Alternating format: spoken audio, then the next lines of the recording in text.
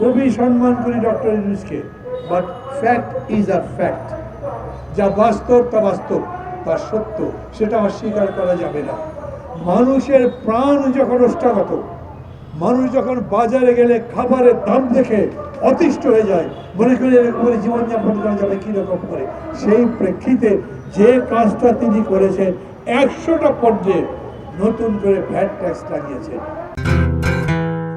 সংস্কারের সাথে নির্বাচনের আগে পিছের কোনো সম্পর্ক নেই।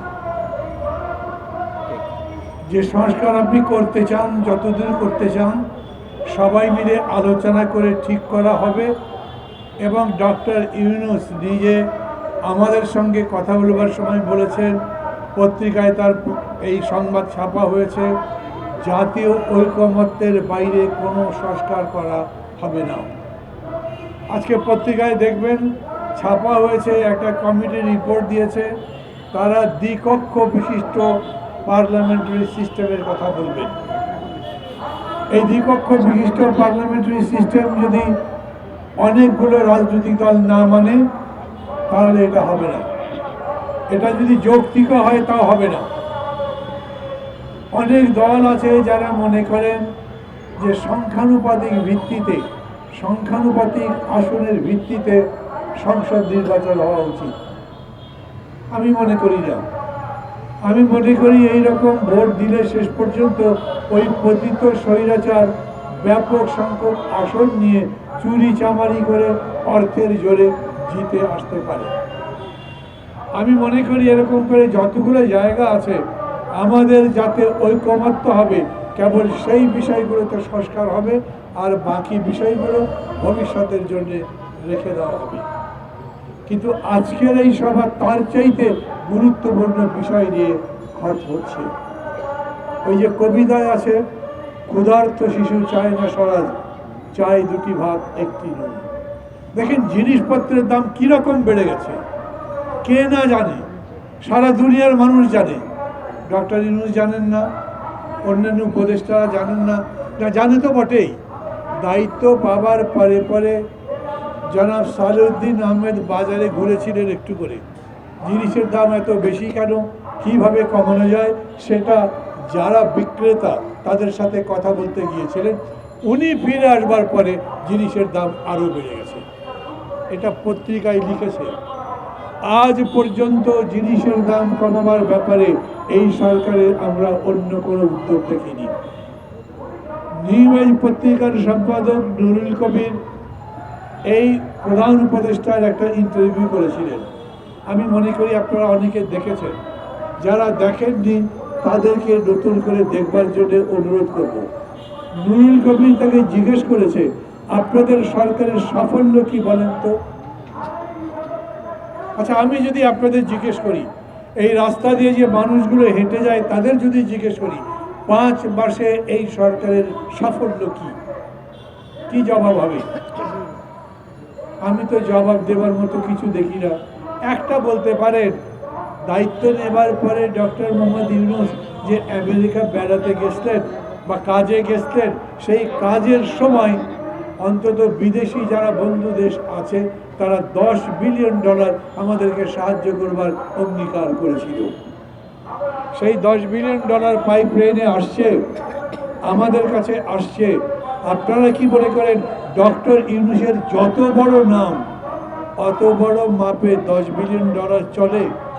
আমাদের অনেকের আশা ছিল বাংলাদেশে যে ব্যাংকে ব্যাংকে টাকা নাই, আমাদের তারল্যের সংকট, আমাদের এক্সচেকারে টাকা নাই, আমাদের সরকারের হাতে টাকা নাই, আমরা সারা দুনিয়া থেকে ডক্টর ইউনূসের কারণে অনেক সাহায্য পাবো, অর্থনীতি ঘুরে দাঁড়াতে পারবে। ব্যাংকগুলো ঘুরে দাঁড়িয়েছে। ব্যাংকগুলো চাইলেই চেক দেওয়া অনুযায়ী টাকা দিতে পারে। ব্যাংকগুলো নতুন নতুন বিনিয়োগ করতে পারছে। ব্যাংকগুলো তাদের তারল্য সংকট দূর করবার জন্য বাইরের দিকে কীরকম হাত বাড়াচ্ছে সেটা তো আপনারা দেখছেন। অর্থনীতিতে যিনি নোবেল পেয়েছেন তিনি অর্থনীতির নতুন কোনো গতি দিতে পারেননি। খুবই সম্মান করি ডক্টর ইউনূসকে, but fact is a fact. যা বাস্তব তা বাস্তব, তা সত্য, সেটা অস্বীকার করা যাবে না। মানুষের প্রাণ যখন ওষ্ঠাগত, মানুষ যখন বাজারে গেলে খাবারের দাম দেখে অতিষ্ঠ হয়ে যায়, মনে করে এরকম করে জীবনযাপন করা যাবে কিরকম করে। সেই প্রেক্ষিতে যে কাজটা তিনি করেছেন, 100টা পর্যায়ে নতুন করে ভ্যাট ট্যাক্স লাগিয়েছেন। যেদিন পত্রিকায় নিউজটা ছাপা হয়েছে, পত্রিকাগুলো বলেছে যে সমস্ত জিনিসের দাম বাড়বে, এটা থেকে রক্ষা করা যাবে না। অথচ সত্যি কথা হচ্ছে, যখন আপনি পত্রিকাটা পড়ছেন তখন ইতিমধ্যেই জিনিসপত্রের দাম বাড়তে শুরু হয়েছে। একটা পত্রিকা লিখেছে এইবার এনবিআর শিশু খাদ্য পর্যন্ত রেহাই দিল না। শিশুরা যে খাবার খায়, দুধ সহ অন্যান্য কিছু, সেগুলোর উপরে পর্যন্ত ভ্যাট কিংবা ট্যাক্স বসেছে। এটা কি মগের মূল্যটা কি? উনি যা মনে করবেন, অনেক বড় অর্থনীতিবিদ বলে, নোবেল বিজয়ী বলে, আমরা সবাই তাকে সমর্থন করেছি বলে ইচ্ছা মতো ভ্যাট ট্যাক্স বাড়িয়ে দিতে পারবেন। ঢাকা মহানগরে যারা থাকেন তারা দেখেছেন, টিসিবি ট্রাকগুলো যখন কোথাও দাঁড়াতো সেখানে কিরকম মানুষের ভিড়। যে কয়েকজনের জন্য তারা খাবার দ্রব্য আনতে পারতো, খুবই তাড়াতাড়ি সেটা শেষ হয়ে যেত। তারপরে ট্রাক যখন চলতে শুরু করতো, তার পেছনে বুভুক্ষ মানুষের দৌড়াদৌড়ি। দেখেছেন আপনারা? এই তো দেশ। আপনি যদি গর্ব করেন, কেবল আপনি নোবেল বিজয়ী হয়েছেন, আপনাদের যারা যারা এই উপদেষ্টা পরিষদে আছেন তারা নিজেরা নিজেদের কাজের ক্ষেত্রে খুব সফল, সেই কথা শুনে ওই যে রিক্সা যিনি চালান, ভ্যান গাড়ি যিনি চালান, যিনি গ্রামের মধ্যে লাঙ্গল চালান, সেই মানুষের কী লাভ বলেন? আমরা তো সেই দেশ চাই। আপনারা নিজেরাও স্লোগান তুলেছেন, আমাদের ছাত্র ভাইরা স্লোগান তুলেছেন, বৈষম্যহীন দেশ চাই। এই দেশে বৈষম্যহীন দেশ হওয়ার মতো একটা কোনো পদক্ষেপ গ্রহণ করেছেন? কোনো একটা জায়গাতে বৈষম্য দূর হয়েছে সেরকম আছে? এই যে সচিবালয়ের মধ্যে কত ধরনের মানুষ চাকরি করে, কতগুলো গ্রেডে বেতন পায় তারা, কতগুলো ক্যাডার সিস্টেমের মধ্যে আছে, ওদের জিজ্ঞেস করে প্রত্যেকটা ক্ষেত্রে বেতনের মধ্যে বৈষম্য আছে। এই যে তারা একাই দিন একটা ধর্মঘট করছেন, বেতনের দাবিতে মিছিল করছেন, বিভিন্ন জায়গাতে দেখা সাক্ষাৎ করছেন, সাক্ষাৎকার দিচ্ছেন, কেন? তারা বলছেন একটা কর্মচারীর কারো বেতন 5,000 টাকা, আর যিনি বেশি বেতন পান তার বেতন 2,10,000 টাকা। বৈষম্য দূর করতে পেরেছেন? এরকম নাই। না যদি বলেন, তার প্রমাণ সহ আপনাদের সামনে আমরা হাজির হতে পারি। এই রকম বেতনের ক্ষেত্রে বৈষম্য, সুবিধার ক্ষেত্রে বৈষম্য, চাকরির ক্ষেত্রে বৈষম্য, লেখাপড়ার ক্ষেত্রে বৈষম্য, সব জায়গায় আছে। আমরা রাজনৈতিক দল যারা করি তারা কিন্তু আপনাকে অযথা উত্তপ্ত করি না, বিরক্ত করি না। আমরা জানি 50 বছর ধরে যে বৈষম্য বাংলাদেশের মাটিতে টিকে আছে, চর্চিত হয়েছে, সেই বৈষম্য একদিনে দূর করা যাবে না। কিন্তু আমরা তো আপনাকে নিশ্চয়ই জিজ্ঞেস করতে পারি, কোন যুক্তিতে আপনি টিসিবির ট্রাকের এই পণ্য বিতরণ বন্ধ করে দিলেন? আমরা নিশ্চয়ই জিজ্ঞেস করতে পারি, 1 কোটি পরিবারকে যদি আপনি কার্ড দিয়ে থাকেন, তার মধ্যে 44 লক্ষ কার্ড কোন যুক্তিতে আপনি বন্ধ করে দিয়েছেন? এরকম একটা সরকার, এরা মনে করে যে জনগণ তো ঠেকায় পড়েছে, যেহেতু অন্য কোনো সরকার করা যায়নি, আমাকে যেহেতু বিদেশে ফোন করে ডেকে এনে তারপরে সরকার গঠন করবার জন্য বলা হয়েছে, আমাকে ছাড়া তোমরা তো চলতে পারবে না। অতএব তার কোনো জবাবদিহিতা নাই। তাকে প্রশ্ন করলে উনি কথা বলেন না, তার সম্পর্কে জানতে চাইলে, তার কোনো পদক্ষেপ সম্পর্কে জানতে চাইলে ইনি কোনো কথা বলেন না। আমি আবারও বলি, এই জায়গায় সংস্কারের সঙ্গে কোনো সমস্যা হয়নি। আপনি চালের দাম কমাবেন, তাই বলে সংস্কার যেটা করতে চান সেই পথে পদক্ষেপ নেওয়ার কোনো বাধা নাই। আপনার কোনোই প্রয়োজন ছিল না সংস্কারের কাজ তাড়াতাড়ি সম্পন্ন করবার জন্য। আপনি যে পরিবারগুলোর কার্ড বন্ধ করে দিলেন, এটার কোনো দরকার ছিল না। কেন করা হয়েছে? কেন করা হয়েছে? পত্রিকাগুলো লিখেছে IMF চায় তাই বন্ধ করা হয়েছে। IMF এর কথা মতো বাংলাদেশ চলবে? ওয়ার্ল্ড ব্যাংকের কথা মতো বাংলাদেশ চলবে? ডক্টর ইউনূস যদি সারা পশ্চিম বিশ্বে অনেক বেশি জনপ্রিয় মানুষ হন, নিশ্চয়ই তিনি তাই। ডক্টর ইউনূসকে যদি ওয়ার্ল্ড ব্যাংক সাপোর্ট করে, IMF বিশেষভাবে সাপোর্ট করে, বড় অর্থনীতিবিদ হিসেবে তার প্রতি বিশেষ সম্মান দেখায়, আমি বলবো তিনি বরঞ্চ IMF এবং ওয়ার্ল্ড ব্যাংককে বোঝাবেন আমার দেশের অর্থনীতির সত্যিকার চরিত্র কি, মানুষের অবস্থা কি। নোবেল প্রাইজ পেয়েছেন মানে ম্যাক্রো লেভেলে বড় কাজ করে নোবেল প্রাইজ পেয়েছেন তা তো না।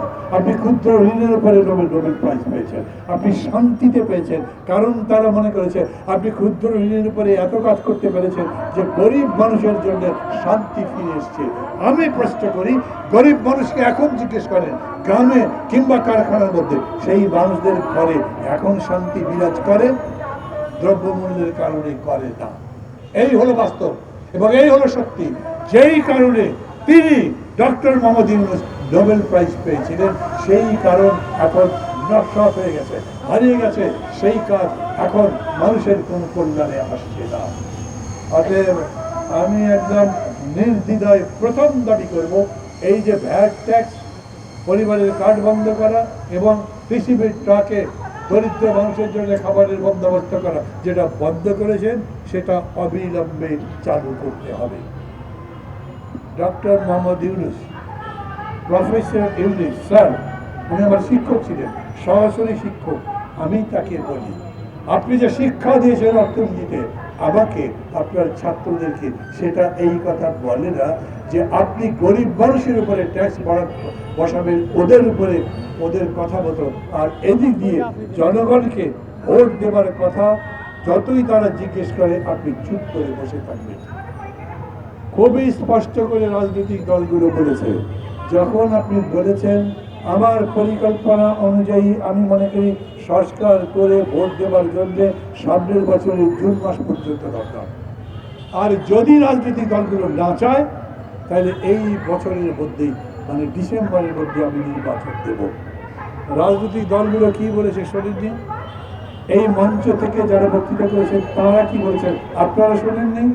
সবাই মনে করছেন এই বছরের মধ্যে নির্বাচন দিয়ে দেওয়া উচিত। আমি আবার বলি, ঠিক বেঠিকের কথাটা পরে, উনি যেই সমস্ত সংস্কার করে জুন মাসে বা জুলাই মাসে ভোট দিতে চান, সেই সমস্ত সংস্কার করে এই বছরের ডিসেম্বরের মধ্যে ভোট দেওয়া যাবে না? সেই প্রশ্ন তাকে করি।